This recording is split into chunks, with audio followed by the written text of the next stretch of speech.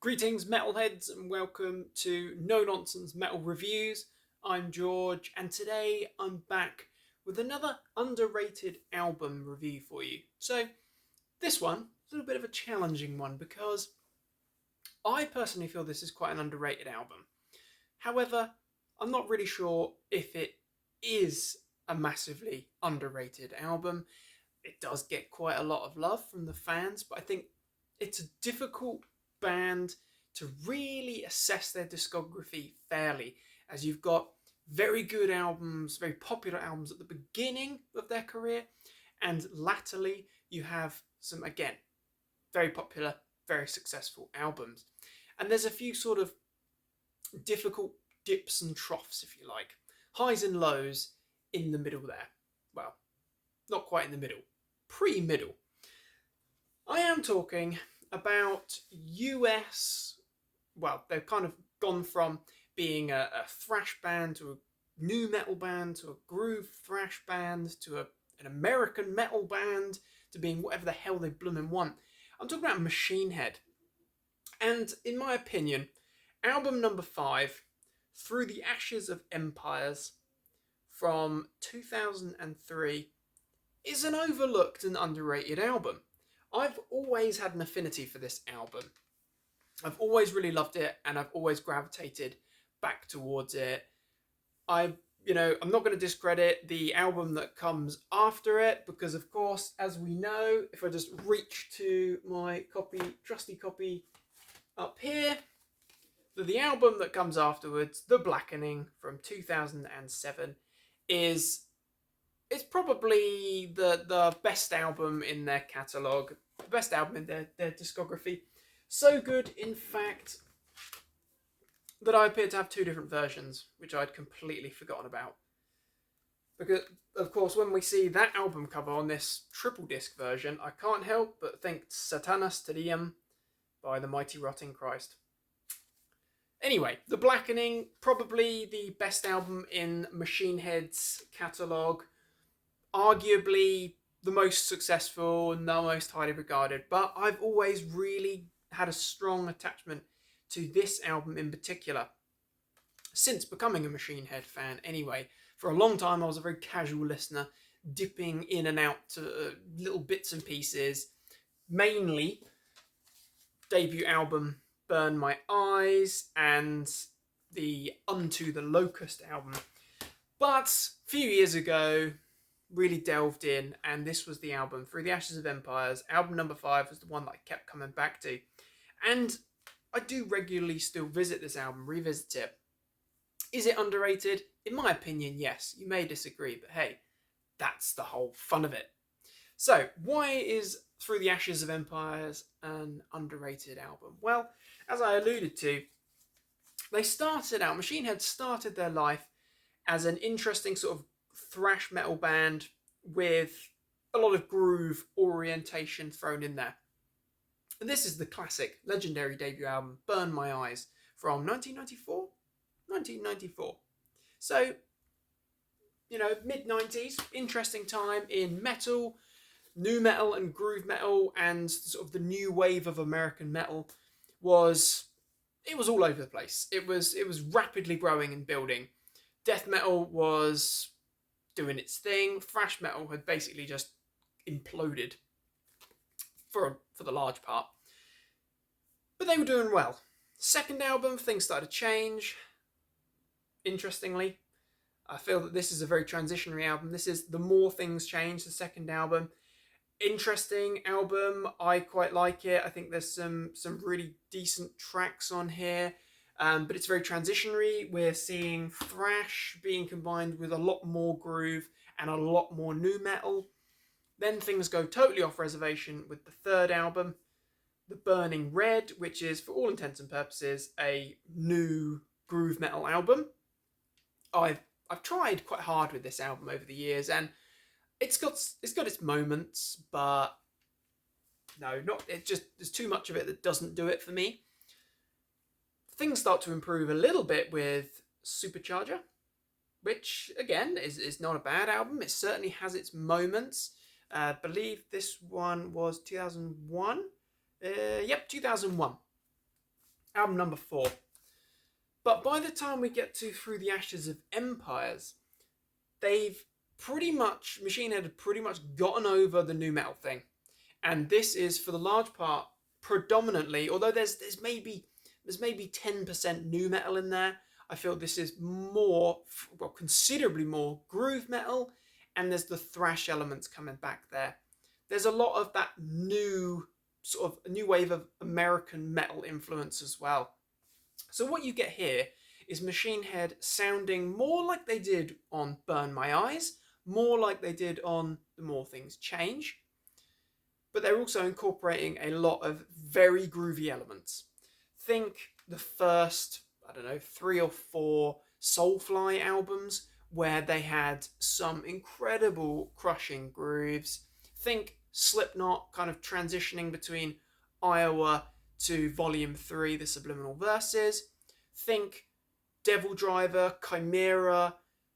Think that kind of stuff. And what you get is a very good album, essentially. I like Devil Driver, Chimera. I love Soulfly. You know, that's good stuff. That ticks the boxes for me. But what I really like is Machine Head being Machine Head, not trying to sound like Korn or not trying to sound like whoever the hell else. I really like this album because I think it's a really good transitionary album. This album, Through the Ashes of Empire, sits very neatly as a groove, thrash, American metal album between what comes afterwards, which is much more thrash, much more experimental, much more American metal, less groove, and the whole nu metal groove stuff that came before it. It's a very transitionary album, but it's a very good one. It kicks off with one of the strongest Machine Head tracks of all, Imperium, which is a 6-minute American bruiser. Absolute beauty. Rob, say what you like about his vocals, he's on good form here. He's got the voice for Machine Head. Again, it's just like Tom Araya. You take Tom Araya out of Slayer, the vocal is not going to fit. You take Randy Blythe out of Lamb of God, he might struggle. Maybe not, because he's such a great vocalist. But Rob Flynn got a good vocal style, vocal approach, and it really fits for Machine Head. And Imperium, what a massive beast of a track. That is right back to the early days, to the earlier days anyway. Very groovy, yes, but it's proper headbang along stuff. You can really do yourself a serious neck injury headbanging to a track like that. Then we get Bite the Bullet, the second track, which, it's tinged with nu metal, as is quite a lot of the album, but it's very freaking groovy, and it really does resemble a lot of what's going on in the very aggressive, transitionary American metal period. Bite the Bullet is an absolute belter of a track.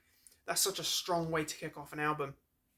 Left Unfinished is, again, very tinged with nu metal. It's a very emotive track. It's a very dark, heavy, angsty, emotional track. It's dark. It's heavy as freaking hell, and it's very groovy, very headbang along stuff. A little bit more challenging, but it's very, very, very good, and it's strong, start to finish. In fact, I love the little kind of eerie ambient guitar work outro, and those beautiful tones on that outro to Left Unfinished. Elegy, forgetting my English. Absolute stunner, short, sharp, American punching, thumping metal. Freaking great track, love that one. In the Presence of My Enemies, a longer track, even less nu metal in there, very heavy. I would say overall, just thinking about it, just reflecting on it, not that any of the previous or any of the subsequent Machine Head albums are particularly joyous and full of laughs, but overall this is actually a really freaking dark, emotionally heavy album. Just look at that cover. I mean, that kind of tells you everything you need to know. It's creepy. Very freaking good. Love that track. As I say, it's a longer one, but it's strong. Then we get what was one of the singles, Days Turn Blue to Grey. Track number 6. Very heavy. Emotive, dark, very catchy, so full of hooks. And that's, again, to be honest, that's probably the case. You could say that about any of these 10 tracks here. Very hooky, full of hooks, memorable, chant along choruses, groovy. What more do you want? Certainly, it stands up, in my opinion, it stands up quite well against the subsequent album, which is held in extremely high esteem for its hooks and memorable sections. It's brilliant. But Days Turn Blue to Grey, maybe not one of my favourite tracks on this album, but it's a very strong one. Then we get a very interesting succession of tracks. We've got Vim, which again, it carries on that very American metal, new wave American metal, groove, thrash kind of sound and style, freaking heavy. But then when we get All Falls Down, track number 7, things are heavily injected with the nu metal sound. It's a very nu metal sounding track. The drumming in that is particularly fantastic in terms of its really groovy, kind of all over the place, tribal, Sepultura, Soulfly sounding drumming style. Really enjoy that, really do dig that. And we'll get onto those musicians in a moment, but that's a good one. If you were a fan of The Burning Red and you were more a fan of Supercharger, then All Falls Down rather is one that you'll enjoy. Along with the subsequent track Wipe the Tears, which is again very nu metal tinged, very groovy, very freaking good, very enjoyable stuff. Then we get the closing track, track number 10. Again, it's a 7-minute plus track. This is, Machine Head starting to really experiment with the longer tracks. Descend the Shades of Night. Very un-nu metal. Very Machine Head. Less heavy, but certainly, again, it's got that kind of dark, sinister ambience to it. Very emotive stuff. Very good. Some of the best vocals that we get from Rob on this whole album. Though, as I say, I do personally feel that Rob Flynn's vocals on this album are particularly strong. I think that he does a really good vocal job on this one. Again, we've got that very nice kind of, it is kind of creepy, but it's also beautiful guitar work. Lovely intro piece there. Lots of harmonies. Very, very memorable and catchy stuff. All round, it's a great way to close the album. Solid.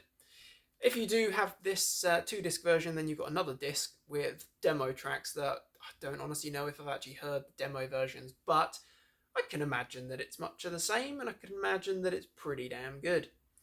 Overall, this is 10 tracks of very strong Machine Head material.